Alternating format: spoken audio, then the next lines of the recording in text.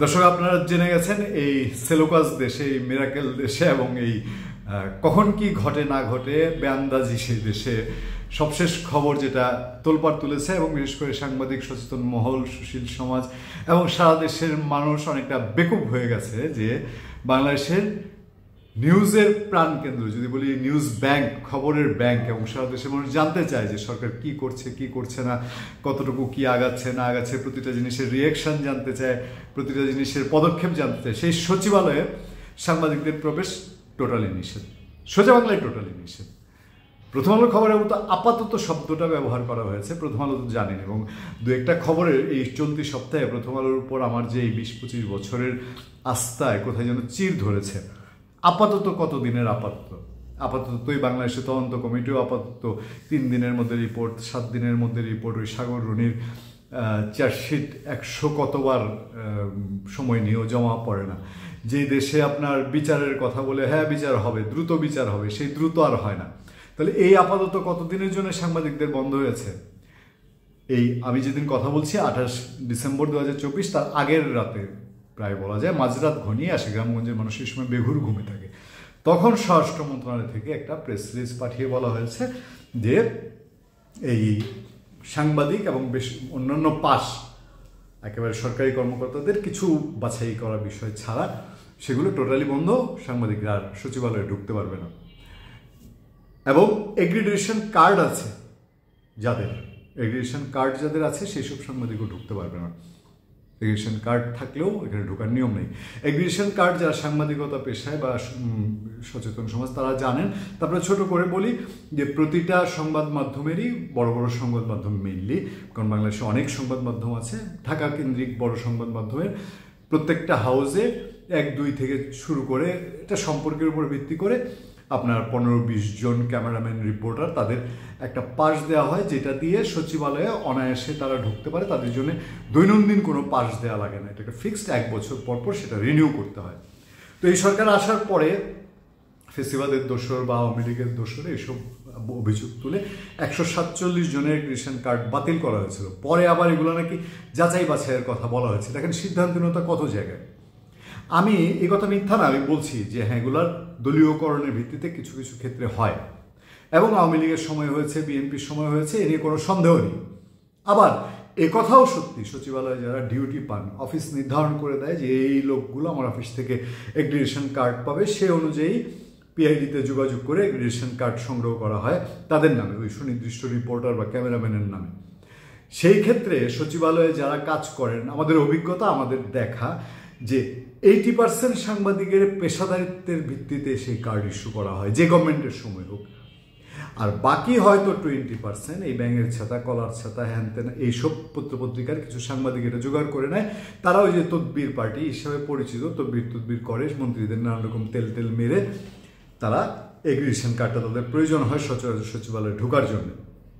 সেই aggregation card সহ আগে বাতিল যেগুলো করা হয়েছে এখন একবারে টোটালি বাতিল করে দেওয়া হয়েছে।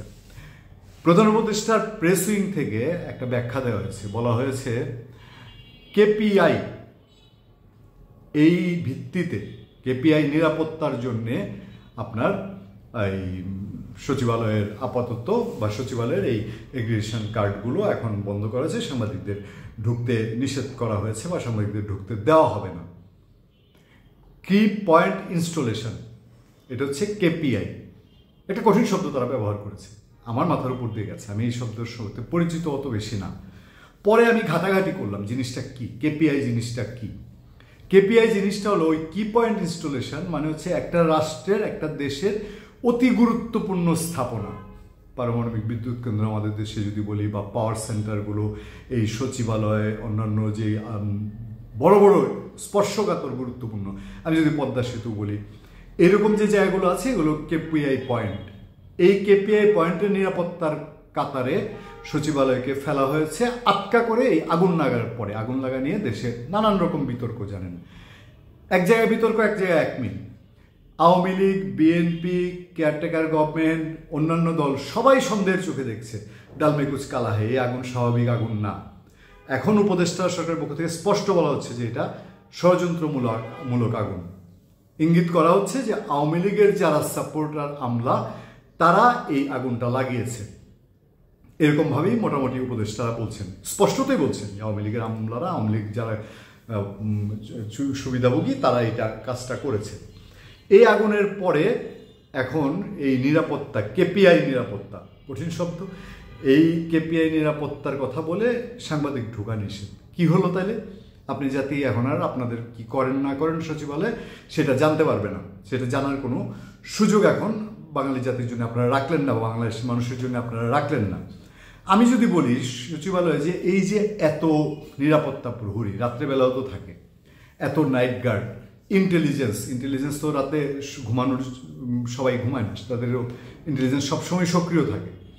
এত কিছুর পরে সাংবাদিক আটকায় আপনি ওই কি বলে উট পাখি যেরকম যে বিপদ দেখলে বালির নিচে মাথা লুকায়, সেইভাবে আপনি সচিবালয়ের নিরাপত্তা দিতে চান। সাংবাদিক গিয়ে আগুন লাগাইছে না, এখন সাংবাদিকদের পিছনে যে খুঁজলেন না, ফেসিবাদের দালাল গিয়া সময় টিভির কতজনের চাকরি খাইলেন, এখন আপনি সচিবালয়ে গিয়া সাংবাদিক আটকায় দিয়ে আপনার এটা হবে তো? আপনার নিরাপত্তা রক্ষীরা কি করে, আপনার ইন্টেলিজেন্স কি করে, আপনি কি করেন? এই যদি হয়ে থাকে আপনার তো আগেই সাবধান হওয়া দরকার ছিল। আপনার কাজ কি? আপনার নিরাপত্তা দেওয়া দায়িত্ব। এখন আপনি দরজা বন্ধ করে, গেট বন্ধ করে বসে থাকবেন, এতেই আপনার নিরাপত্তা?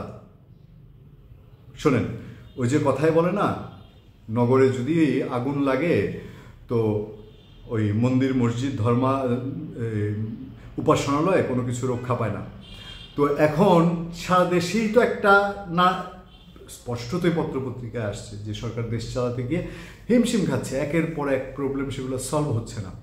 এখন এই কেপিআই নিরাপত্তা বলে আপনি এই কাজটা করবেন, এটা কি আসলে কতটা যৌক্তিকসম্মত? আমি পিছন ফিরে দেখার চেষ্টা করি। এরশাদের সময় আমাদের মনে আছে আমরা এসব বিরোধী আন্দোলনে ছিলাম, আমরা খালেদা জিয়ার 91-এর সরকার দেখেছি, আমরা শেখ হাসিনার 96-এর সরকার দেখেছি, 2001-এর 4 দলীয় জোটের সরকার দেখেছি, 111 সরকার দেখেছি। শেখ হাসিনা গত 15-16 বছরের অপশাসন বলেন, স্বৈরাচার বলেন, মানে অগ্নিগর্ভে বাস করা বাংলাদেশের মানুষ দেখেছি। কই সচিবালয়ে তো এইভাবে বন্ধ করতে হয়নি।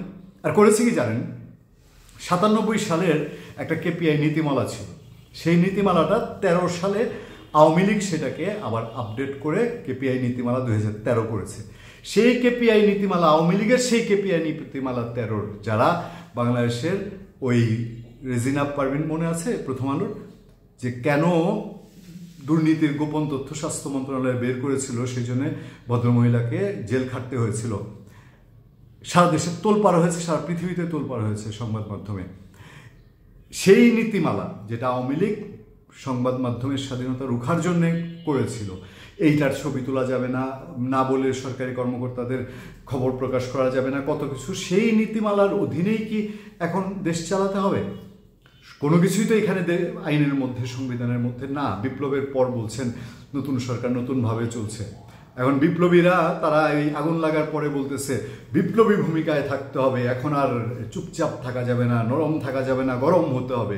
আরে বাবা, সচিবালয় গরম করে দিচ্ছে কে? সেটা আগে বের করেন। আপনারা তো তার আগে সাংবাদিকদের গরম তাওয়ার মধ্যে ভাজা শুরু করছেন। সেটা কতটা উচিত? ধন্যবাদ সবাইকে, ভালো থাকবেন, সুস্থ থাকবেন, আবার দেখা হবে, আবার কথা হবে।